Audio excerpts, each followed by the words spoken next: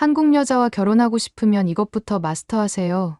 미국의 한 남성이 올린 영상이 전 세계를 발칵 뒤집어 놓았습니다. 한국인 예비 장인어른께 인정받기 위해 도전했다가 처참하게 실패한 이 영상은 순식간에 역대급 화제를 일으켜 세계 각국으로 퍼져나갔는데요. 특히 놀라운 건 해당 영상을 계기로 한국인들의 특별한 능력이 새롭게 조명받기 시작했다는 점입니다. 전문가들은 한국인들이 어릴 때부터 이 습관을 들이면서 왜 발달이 이뤄진다고 분석했는데요. 이제는 세계 곳곳의 각종 SNS에서 이것을 마스터하는 게 새로운 도전이 되고 있다고 합니다. 대체 무엇이길래 이토록 관심을 끌고 있는 건지 함께 알아보러 가실까요? 안녕하세요. 저는 뉴욕 출신의 마이클입니다. 제 인생은 어느 날 한 사건으로 인해 완전히 바뀌게 되었는데요. 그 사건에 대해 여러분들께 들려드리기 위해 이렇게 컴퓨터 앞에 앉아 있습니다. 모든 것은 2년 전 뉴욕 한인문화재에서 시작됐어요. 당시 저는 월스트리트에서 일하는 평범한 금융권 직장인이었죠. 그때까지만 해도 아시아 문화에 대해 특별한 관심도 없었고 한국 음식을 먹어본 적도 없었습니다. 그날도 평소처럼 센트럴파크에서 조깅을 하고 있었는데 공원 한쪽에서 흥겨운 음악 소리가 들려왔어요. 호기심에 가보니 뉴욕 한인문화재라는 행사가 열리고 있었죠. 조깅복 차림이었지만 음식 냄새에 이끌려 자연스럽게 발걸음이 향했습니다. 특히 매콤달콤한 향이 나는 빨간 음식이 눈에 띄었어요. 나중에 알고 보니 그게 떡볶이였죠. 저는 아무 생각 없이 젓가락을 집어들었는데 이게 웬일입니까? 음식을 제대로 집을 수가 없었어요.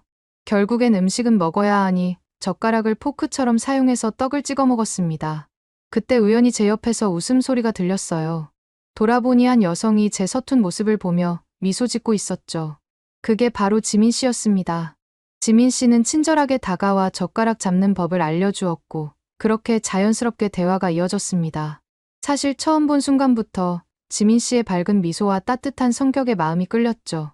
그렇게 이야기를 나누다 보니 어느새 해가 저물어가고 있었어요. 헤어지기 전에 용기를 내어 연락처를 여쭤봤고 다행히 지민 씨도 흔쾌히 번호를 알려주었습니다. 그 후로 저희는 자주 만나게 됐어요. 자연스럽게 서로에 대해 알아가면서 더 깊은 감정이 싹 텄고 얼마 지나지 않아 연인 관계로 발전하게 됐습니다. 1년 정도 진지한 만남을 이어가던 어느 날 저는 용기를 내어 지민 씨에게 청혼했고 다행히 승낙을 받았어요. 그 이후로도 지민 씨와 데이트를 하면서 한국 음식점에도 자주 갔어요. 매번 갈 때마다 지민 씨는 새로운 한식을 추천했고 그때마다 저는 호기심 어린 눈으로 음식을 먹어보곤 했죠. 하지만 그럴 때마다 찾아오는 것이 있었는데 바로 젓가락질의 어려움이었습니다. 숟가락으로 먹을 수 있는 음식은 그나마 괜찮았지만 반찬을 집을 때마다 저는 마치 처음 자전거를 배우는 아이처럼 어설픈 모습을 보였어요.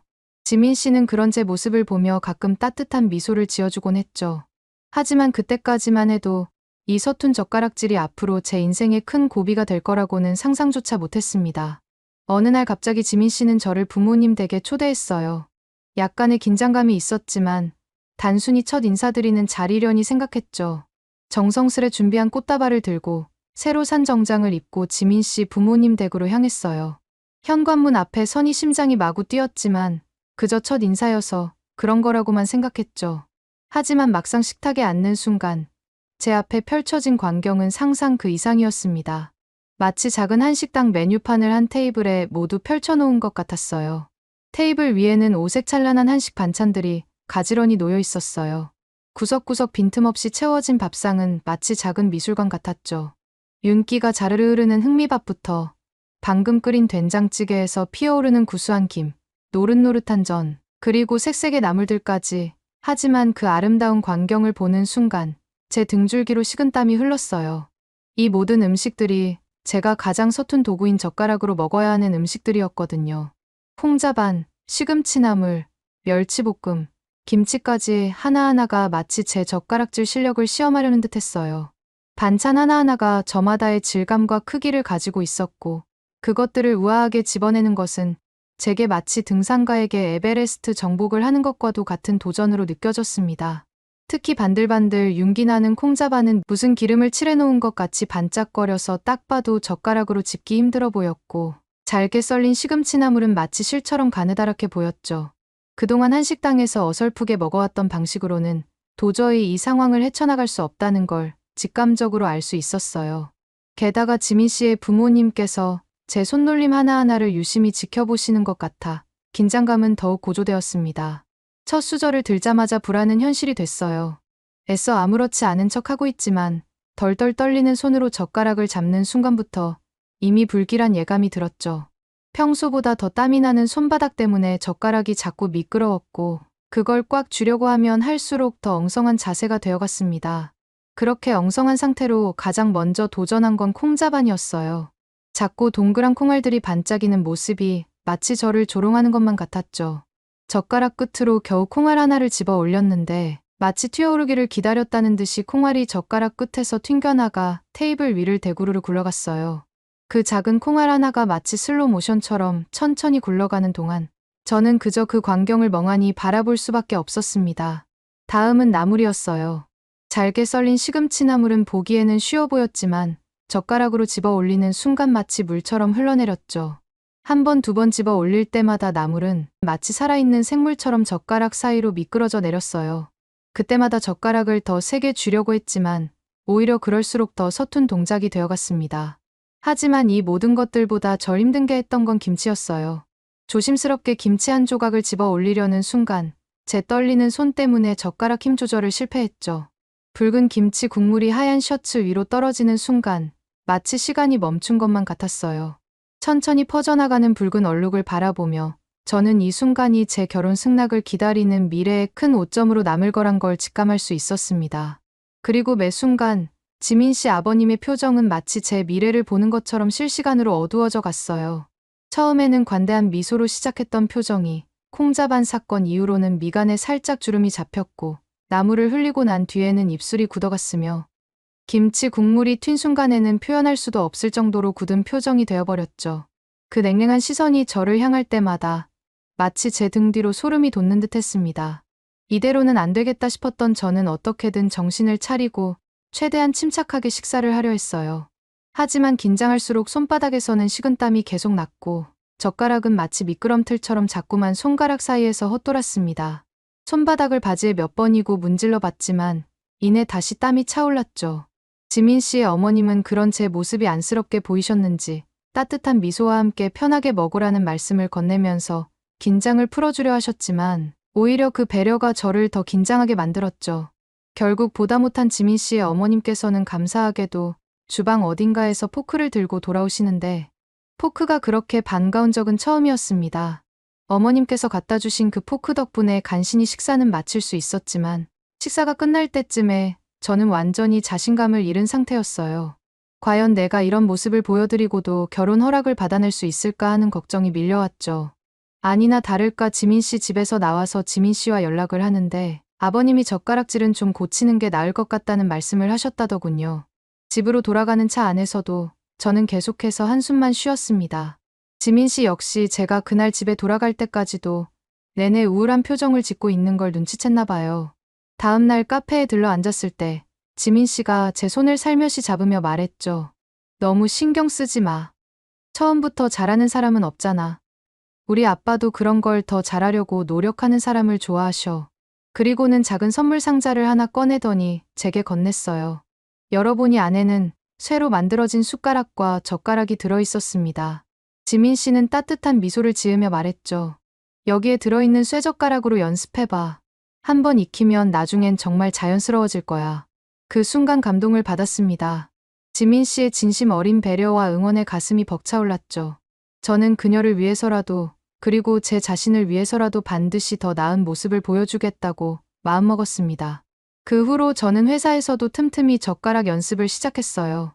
구내 식당에서 점심을 먹을 때마다 지민 씨가 선물해준 쇠젓가락으로 연습했죠. 처음에는 동료들이 의아한 눈으로 쳐다봤지만 제게는 그게 중요하지 않았습니다. 다음에 지민 씨 부모님을 뵐 때는 반드시 달라진 모습을 보여드리고 싶었거든요. 그러던 어느 날 일본인 동료 다케시가 제 모습을 유심히 지켜보다가 다가왔어요. 그는 제가 젓가락을 연습하는 모습이 어설프다며 조언을 해주겠다고 했죠. 특히 제가 음식을 먹을 때 그릇을 테이블에 놓고 먹는 것을 보더니 고개를 저었습니다. 다케시는 마치 오랜 시간 이 문제를 연구해온 전문가처럼 자신만만한 태도로 설명하기 시작했어요.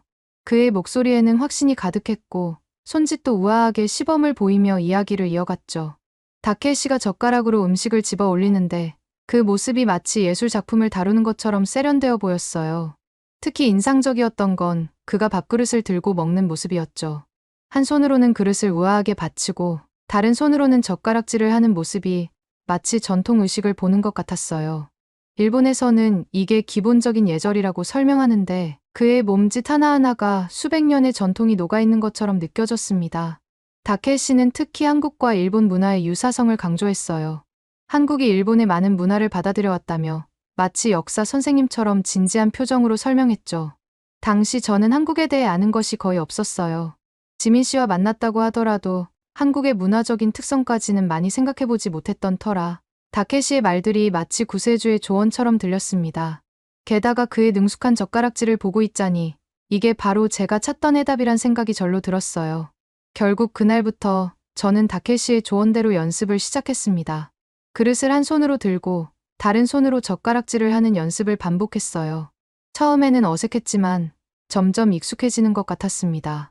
특히 국물이 있는 음식을 먹을 때는 확실히 편해 보였어요. 며칠 후 지민 씨가 저희 집에 놀러 왔을 때였죠. 저는 그동안 열심히 연습한 새로운 식사 방법을 자랑스럽게 보여주고 싶었어요. 하지만 그릇을 들고 먹기 시작하자마자 지민 씨의 표정이 굳어졌습니다. 그릇을 들고 먹으려다가 국물을 옷에 흘리고 밥알은 테이블 위에 떨어뜨리고 난리도 아니었거든요. 게다가 지민 씨는 제가 왜 갑자기 이런 식으로 음식들을 먹는 건지 이해할 수 없다는 듯한 표정을 지었죠.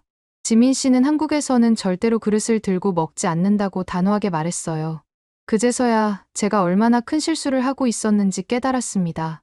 다케시의 말을 맹신한 저의 경솔함이 부끄러웠죠. 다음 날 회사에서 다케시를 마주쳤을 때 저는 화가 나지 않을 수 없었습니다. 한국은 일본이랑 문화가 전혀 다른데 왜 똑같은 것처럼 말했냐면서 원망을 했죠. 의도한 건 아니었던 건지 다케시는 순간 당황하면서도 곧 미안한 표정을 지으며 고개를 숙였습니다. 그러면서 진심으로 미안하다며 사과를 하길래 넘어갈 수밖에 없었습니다. 하지만 실수는 여기서 끝나지 않았어요. 다음 날 점심시간, 이번에는 중국인 동료 리우가 제게 다가왔습니다. 제가 쇠젓가락으로 고생하는 모습을 보더니 대나무 젓가락을 추천하더군요. 리우는 쇠젓가락이 무겁고 불편하다며 중국에서는 모두가 가벼운 대나무 젓가락을 사용한다고 했어요. 심지어 어디선가 구해온 나무젓가락을 하나 건네주었죠. 이미 한 번 실수를 한 저였지만 또다시 흔들리고 말았습니다. 며칠간 나무젓가락을 가지고 연습해보니 확실히 가벼워서 좋았어요. 하지만 가볍다고 마냥 좋은 건 아니었습니다. 단단한 음식은 젓가락이 휘어져서 제대로 집을 수가 없었거든요. 그러던 중 지민 씨가 갑자기 저희 집을 방문했어요. 저는 그동안 열심히 연습했다며 자신만만하게 나무젓가락으로 식사하는 모습을 보여주었죠. 하지만 그 순간 지민 씨의 표정이 굳어졌습니다. 지민 씨는 제 젓가락질을 한참 지켜보더니 한숨을 깊게 내쉬었어요. 자세는 여전히 엉성했고 음식은 자주 떨어졌죠. 지민 씨는 차분하지만 서운한 목소리로 물었습니다. 왜 그녀가 정성스레 선물한 쇠젓가락은 사용하지 않는지, 그리고 왜 자세는 전혀 개선되지 않았는지 말이에요. 당황한 저는 중국 동료의 조언을 따랐다며 변명했지만 지민 씨의 실망한 표정은 걷잡을 수 없이 깊어져만 갔어요. 지민 씨는 제가 왜 쇠젓가락을 선물했는지 기억하냐고 물었죠. 나중에 지민 씨의 집에서 식사할 때도 쇠젓가락을 사용할 텐데 그걸 대비해서 연습하라고 준 선물이었다는 겁니다.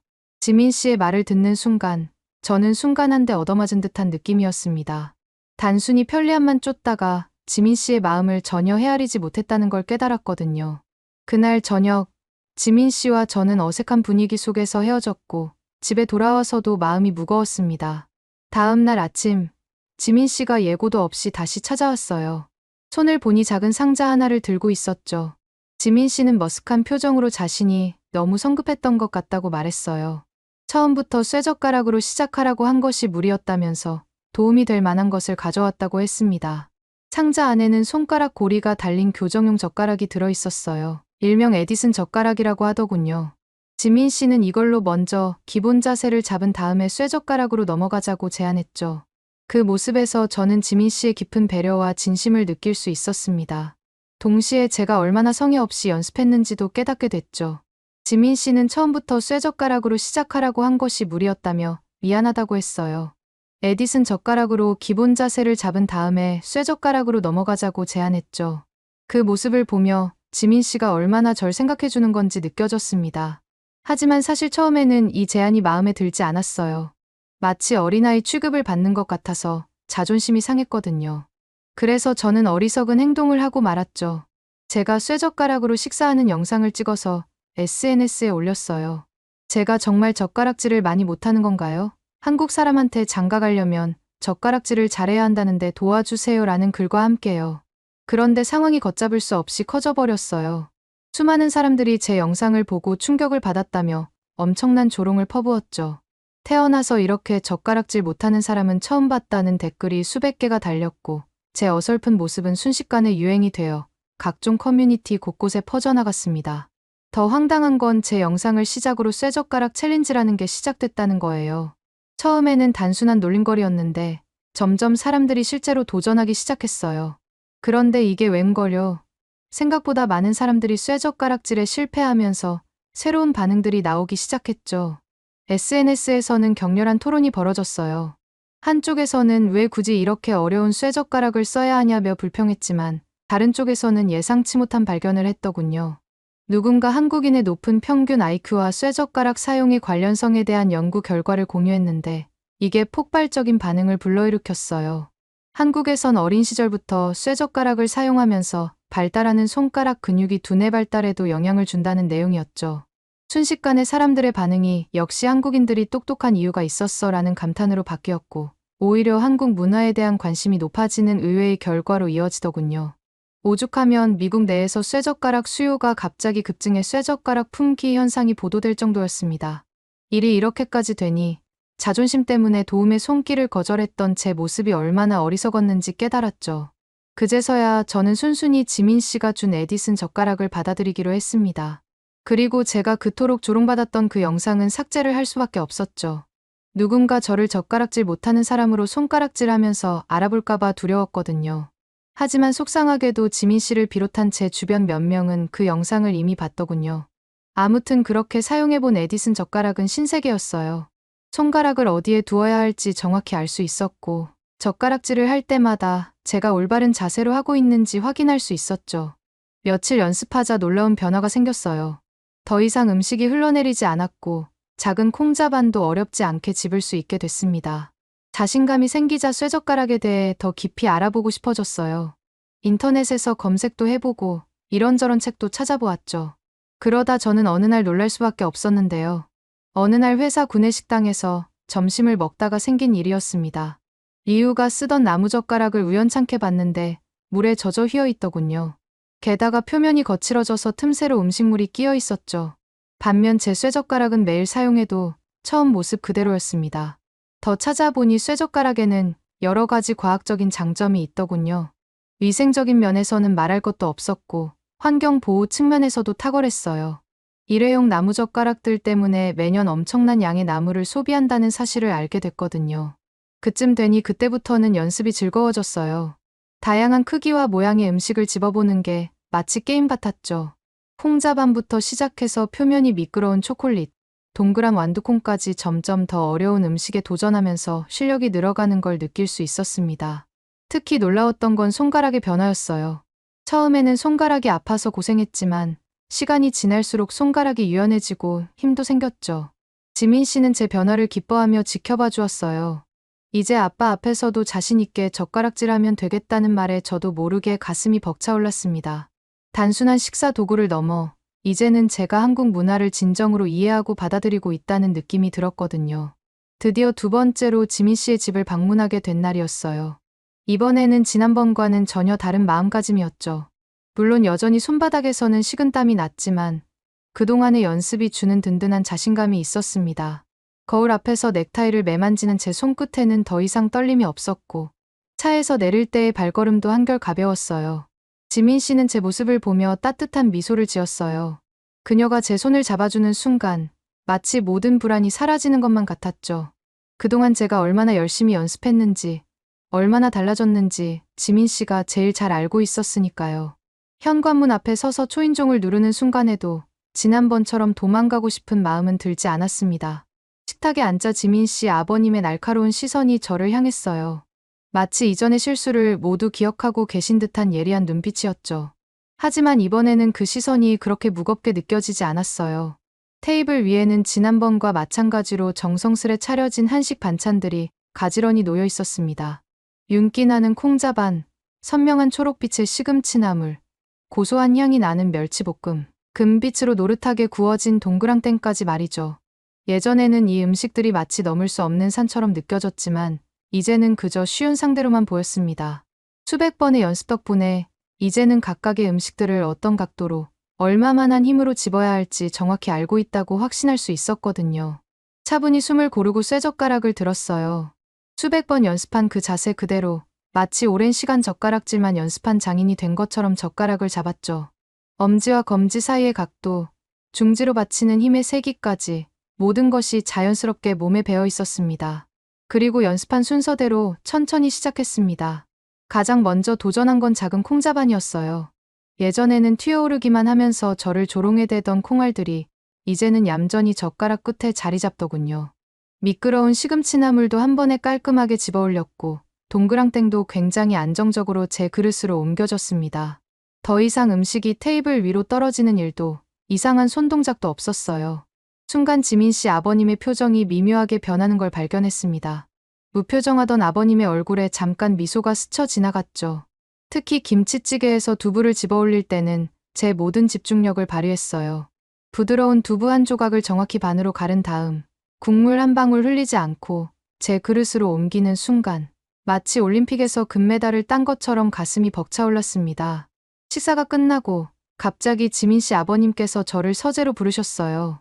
혹시나 실수라도 한 건가 싶어서 무거운 발걸음으로 서재 문을 열고 들어가자 아버님은 차분한 목소리로 제게 이렇게 말씀하셨어요. 자네 같은 사위라면 우리 딸과 함께 어려운 일도 잘 헤쳐나갈 수 있을 것 같다는 생각이 들었다네. 우리 딸을 위해서 얼마나 많이 노력하는지 말하지 않아도 보이더군. 한참을 긴장하던 저는 그제서야 긴장이 풀렸습니다. 그렇게 힘들게 아버님의 허락을 받아 마침내 저희는 결혼을 하게 됐고 시간이 흘러 어느 날 저녁이었어요. 장인어른이 된 아버님께서 저를 부르시더니 차 한 잔을 내미시며 이야기를 시작하셨습니다. 장인어른께선 결혼해서 예쁘게 잘 살아줘서 고맙다고 하시더군요. 칭찬을 듣고 기분이 좋아진 저는 장인어른께 왜 저를 허락해 주신 거냐고 물어봤죠. 사실 젓가락질을 보면서 자네의 노력을 확인했던 건 맞지만 그건 다 핑계였다네. 내가 정말 중요하게 본 건 다른 것들이었어. 장인어른은 잠시 차를 한 모금 드시고 말씀을 이어가셨어요. 사위가 되겠다며 온 자네가 손톱을 깔끔하게 관리하고 신발 뒷굽도 깨끗하게 꺾어 신지 않는 걸 보면서 이미 성실하고 올바른 사람이라는 확신이 들었지. 그런 모습에서 난 이미 충분히 믿음이 갔었다네. 젓가락질은 그저 조금 더 다듬었으면 하는 마음에 지적했던 거야. 사실 난 그저 우리 딸과 자네가 함께 맛있는 음식을 먹으면서 행복하게 살았으면 하는 바람뿐이었다네. 그 말씀을 듣는 순간, 처음 젓가락을 잡았던 순간부터 좌절하고 실수했던 시간들, 그리고 끝내 극복해낸 모든 과정이 주마등처럼 스쳐 지나갔어요. 이 모든 것들이 단순한 식사 예절의 문제가 아니었던 거죠. 장인어른께는 제가 한 가족이 되어가는 과정 그 자체였던 겁니다. 감동받은 저는 차분히 숨을 고르고 장인어른을 바라보며 말씀드렸습니다. 저도 아버님처럼 성실한 가장이 되고 앞으로도 지민 씨와 함께 맛있는 음식 나누며 행복하게 살겠다고요. 그래서 그러는데 한국에 계신 분들도 저처럼 젓가락 때문에 곤란했던 적이나 웃겼던 사건이 있었던 분이 계실까요? 오늘의 사연은 어떠셨나요? 오늘의 사연이 마음에 드셨다면 좋아요만 한번 눌러주세요. 1초밖에 안 걸리지만 좋아요를 한번 눌러주시면 더 좋은 사연을 소개해드리는데 큰 힘이 된답니다. 긴 영상 시청해주셔서 감사합니다. 오늘도 행복한 하루 보내세요.